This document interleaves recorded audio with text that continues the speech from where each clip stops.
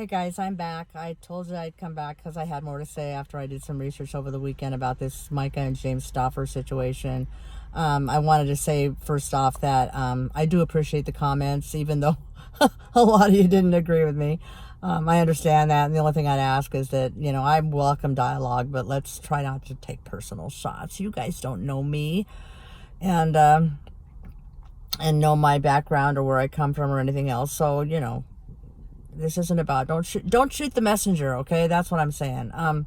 I did take some time over the weekend to really look at this a little closer, and one thing I did was I went back and I started really kind of analyzing this whole thing, this whole aura that the Stauffers have put out, and I will say that one thing that really bothers me, and before she deleted them, I went and looked at Myka's Instagram pictures. I watched the videos that she had made in the last couple months. And, yeah, a lot of you guys are right. You would have not known that anything was going on. You would not have known that there was this family trauma and tragedy taking place. And that bothers me because it was kind of like, hey, we're here. Everything's great. Aren't we wonderful? We're YouTubers and we're social media stars. And, I mean, if it were me and my family was going through something that traumatic and that horrible, where we're having to give up one of our children, whether he's adopted or biological or not, I don't know if I could even muster up the smile to be on camera and to do anything like that. I would have been more accepting if maybe Myka or Jim or one of them had come out when all this began to fall apart and say, you know what, our family needs some time. We've got some things going on here. We're going through some really uncharted, rough territory. We need to take some time off YouTube for a month. That would have been acceptable. That would have been understandable. But instead, it was like nothing was going on. And then we find out this horrible thing was going on. And so that's a little unsettling. And then, as I said, before Myka took the pictures off of Instagram of Huxley, you could see that it seemed like once Onyx was born, that was kind of the catalyst for this thing all kind of going apart. I mean, and I get that. I get he was a new baby. He obviously was going to be a big deal. I mean, I have a 4-month-old grandson, and everything on my phone now and in my Instagram is all my grandson. I mean, that's just the hugest thing that's happened in years. And so, I get it.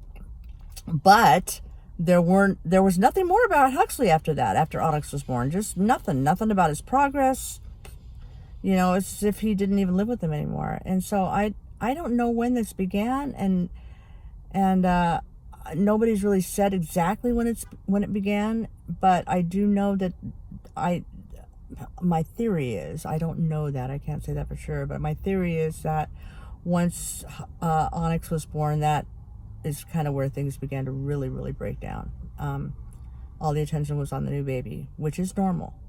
But Onyx was a little boy that needed a lot of attention. A lot of attention. So that's my theory. Now, I want to also point out that when I said in the last video that it's very common for adoptions I can never talk when I'm on video. I'm just not good at this. But when I said that was common, the commonality is 10%. 10% of all adoptions fail, and they are dissolved. That's the current statistic.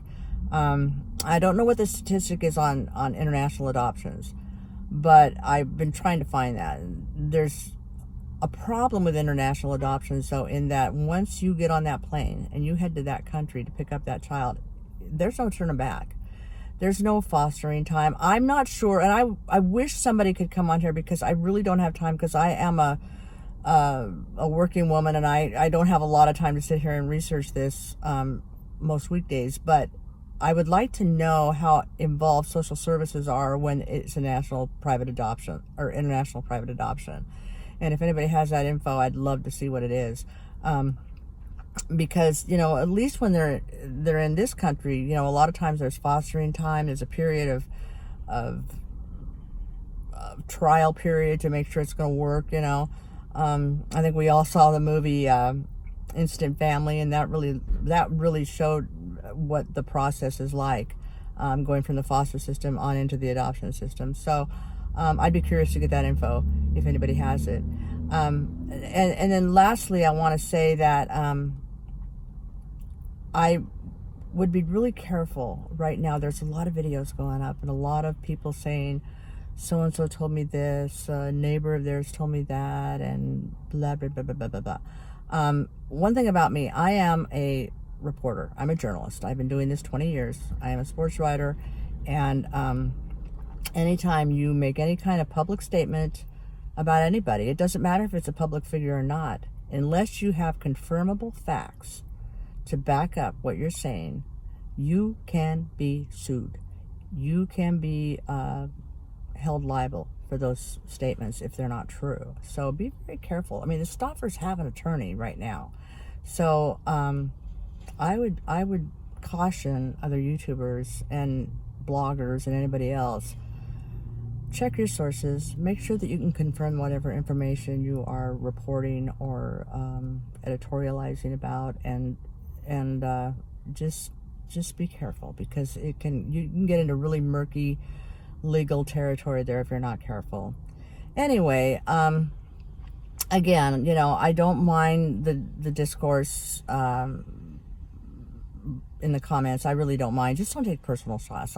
That's just so silly. That doesn't need to happen. I mean, everybody has an opinion right now. My opinion is always open to change as I do more research and I do more studying of this situation and looking at it, from the perspective of somebody who doesn't just want to assume and make assumptions about this family, but wants to really try to figure this out, because I really believed in this family. I thought they were a good family, and this is just as perplexing to me as anyone. So but I'm not going to jump in there and say that they're horrible people, that they did this with malice. I don't know. Nobody knows except the Stauffers and their lawyer. So anyway, I just wanted to say that. I hope everybody's having a good day. Take her easy, and I'll talk to you again. Bye-bye.